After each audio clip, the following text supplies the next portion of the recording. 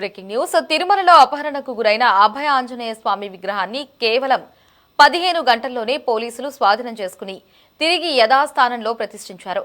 జిల్లా ఎస్పీ సుబ్బరాయుడు ఆదేశాలతో 20 ప్రత్యేక బృందాలు రంగంలోకి దిగగా ఒంగోలు రైల్వే స్టేషన్లో నిందితుడిని విగ్రహంతో సహా అరెస్టు చేశారు. రైల్వే పోలీసుల అప్రమత్తతతో విగ్రహాన్ని సురక్షితంగా స్వాధీనం చేసుకున్న అధికారులు నిన్న రాత్రే తిరుపతికి తరలించారు.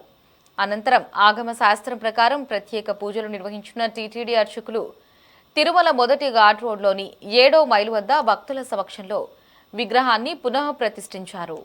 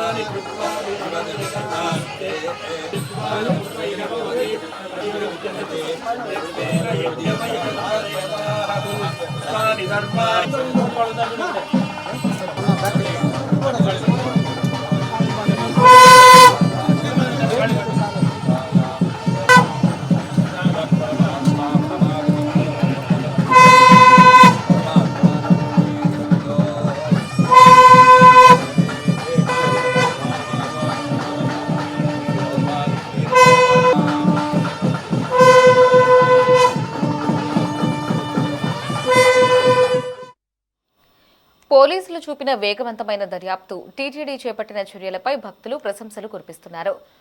ఆగమ సలహాదారుడి సూచన మేరకు ప్రత్యేక పూజలు నిర్వహించి విగ్రహాన్ని పునః ప్రతిష్ఠించామని టీటీడీ అదనపు ఈవో వెంకయ్య చౌదరి తెలిపారు. భవిష్యత్తులో ఇలాంటి ఘటనలు పునరావృతం కాకుండా పటిష్టమైన చర్యలు తీసుకుంటామన్నారు. నడకదారిలో విగ్రహాల వద్ద భద్రతను పెంచడంతో పాటు అదనంగా సీసీ కెమెరాలు ఏర్పాటు చేస్తామన్నారు. భక్తులు కూడా టీటీడీకి సహకరించాలని, ఎవరైనా అనుమానిత వ్యక్తులు కనపడితే టీటీడీ టోల్ ఫ్రీ నెంబర్కు భక్తులు తెలియజేయాలని విజ్ఞప్తి చేశారు. ఓం నమో వెంకటేశాయ.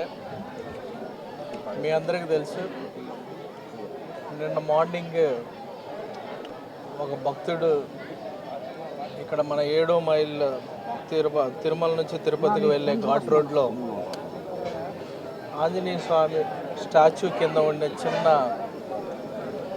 స్వామివారి విగ్రహాన్ని దొంగిలించడం జరిగింది.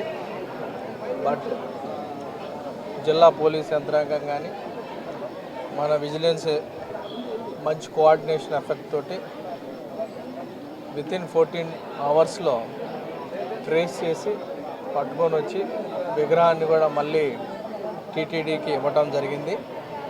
టీటీడీ సాంప్రదాయం ప్రకారం పుణ్యావచనం జల సంప్రోక్షణ చేసి ఈరోజు 8:30-9 గంటల మధ్య అక్కడ విగ్రహాన్ని పెట్టడం జరిగింది. మన ఆగమ అడ్వైజర్ ఆయన రిలీజియస్ దీన్ని అన్నీ కూడా చూసి టైం చూసి వాళ్ళు మంత్రోచ్చారణలతోటి మళ్ళీ విగ్రహాన్ని అక్కడే పెట్టడం జరిగింది.